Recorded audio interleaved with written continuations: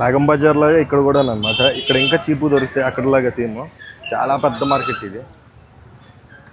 ఇన్ని చేపలు రోడ్డు మీద. కొరమీన్లు అంటారు, అంటే నల్లగా ఉంటాయి యాక్చువల్లీ. కొరమీన్ ఏంటి తెల్లగా ఉన్నాయి కొంచెం, అలాగనమాట. ఇక్కడ భయ్య లైవ్లో కాటా వేస్తున్నట్టు ఫ్రెష్గా. దాన్ని బట్టి కేజీలు బట్టి ఉంటుంది అనమాట రైట్. ఈ మొత్తం ఇంకా చాలా పెద్ద ఉన్నాయి.